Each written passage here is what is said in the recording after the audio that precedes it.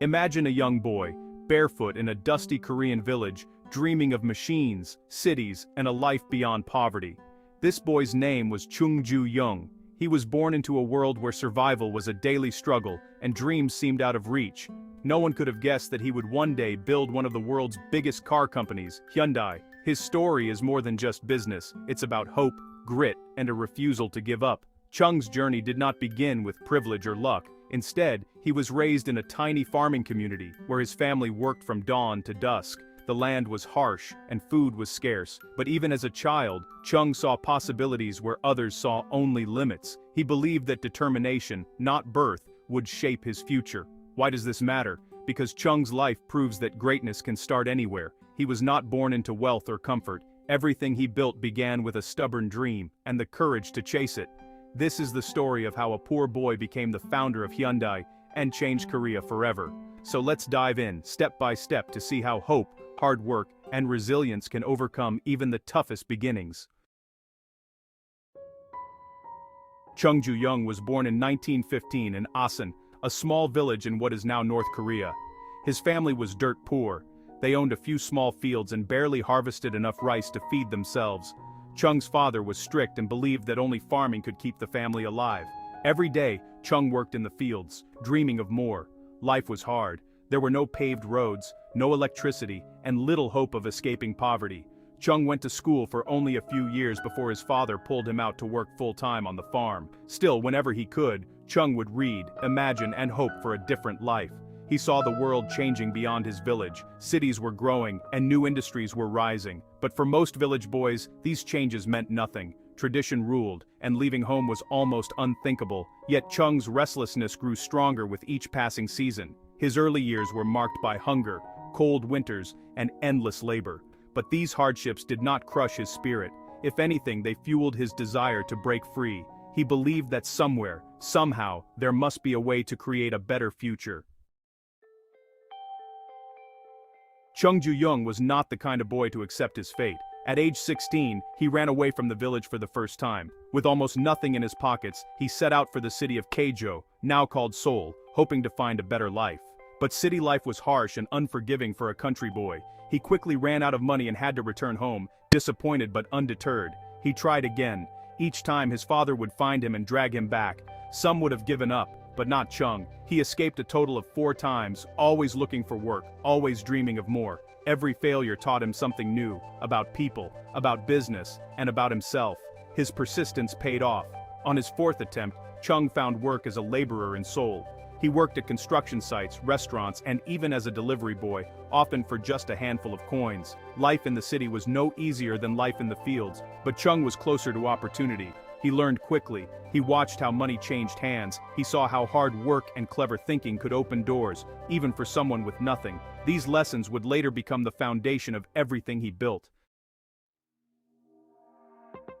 Chung Ju-young's first real break came when he got a job at a rice store. He worked as a delivery boy, carrying heavy sacks all day. Soon the owner noticed his dedication and promoted him to manager. Chung saved every penny, always thinking about how to start his own business. At age 22, Chung took a big risk. He borrowed money and bought the rice store. For a short time, business was good. He was finally his own boss. But then, disaster struck. The Japanese colonial government took over all rice businesses, and Chung lost everything overnight. Many would have quit, not Chung. He started over, working as a builder and a mechanic. He opened a small car repair shop with a friend. This garage became his next big hope. Customers loved his honesty and skill, and the shop grew.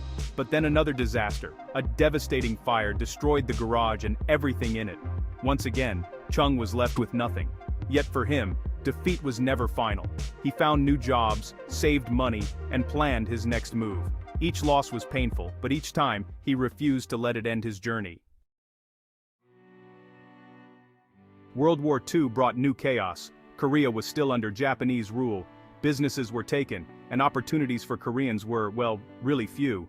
After the fire, Chung rebuilt the garage, only to lose it again, this time to the war. When the Korean War began, everything he had built was destroyed once more, this time by bombings and looting. Chung's story could have ended there, but you know, he kept going. He always started over, no matter how many times he lost everything. Each time, he worked longer hours and learned from his mistakes. He never blamed fate or others. Instead, he focused on what he could do next. He took on any job he could find, from construction work to repairing trucks for the military. He also built relationships with partners, workers, and customers. Some betrayed him, but Chung did not let bitterness harden his heart. He believed in moving forward, always. This relentless spirit, never accepting defeat, always rebuilding, became the heart of everything Chung did. It was this courage and determination that would soon give birth to Hyundai. In 1947, Chung Ju-yung founded Hyundai Engineering and Construction. Hyundai actually means modernity in Korean. Chung wanted to help rebuild his country after the war. He started small, just taking on government contracts to repair roads and bridges. Money was tight, and resources were honestly pretty scarce. But Chung's reputation for hard work and honesty spread quickly. Hyundai soon took on bigger projects, including building dams, highways, and factories. It was never easy. Often there just wasn't enough equipment, materials, or skilled workers. Sometimes floods or storms would destroy weeks of work, but Chung refused to give up. If something failed, he tried again, always learning and improving. Chung's approach was simple: work harder and smarter than anyone else. He treated workers as partners, often sleeping alongside them at construction sites. When money ran out, he negotiated with banks and suppliers for more time. His word became his bond, and people learned they could trust Hyundai to finish any job.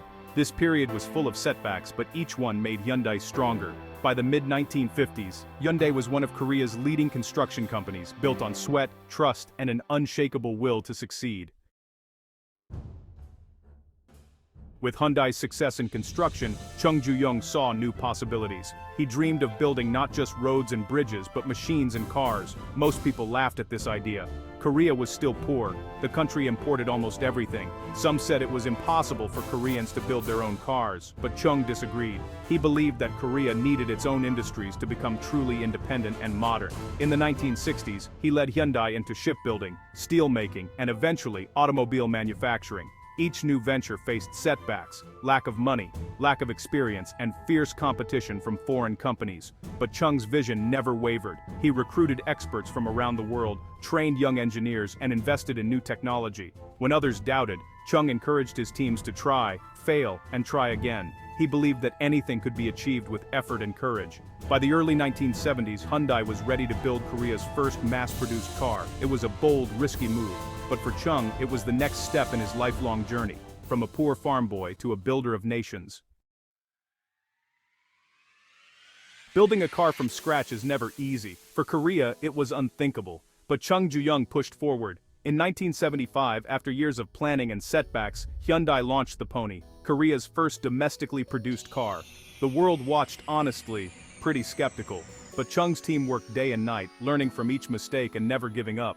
The Pony was not perfect, some parts were imported, and early models had problems. But it marked a turning point.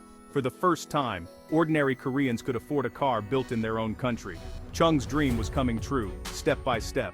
Chung soon set his sights higher. He wanted Hyundai cars to succeed on the global stage. This meant even bigger risks. Entering the American market was a huge gamble. The competition was fierce, and critics said Hyundai would fail. Early exports suffered from quality issues, and sales were slow at first. But Chung refused to quit. He improved quality, listened to customers, and kept pushing. Soon, Hyundai's reputation grew and the company's cars began to sell worldwide. The Pony had opened the door, not just for Hyundai, but for all of Korea.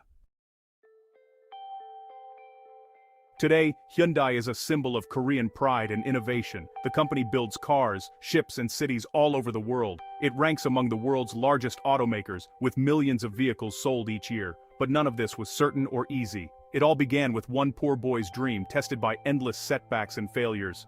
Chung Ju-young's life teaches us powerful lessons. Success is not about where you start or what you inherit. It's about how you respond to failure. Chung never let defeat define him. Each time he lost everything, he started again, wiser, stronger, and more determined. If you ever feel like giving up, remember Chung's story. Greatness does not require a perfect beginning. It requires courage to try, persistence to rebuild, and faith to keep going, no matter how many times you fall. Chung Ju-yung changed the world, not just for himself, but for millions of people. He proved that even the poorest, most unlikely person can achieve greatness if only they refuse to give up.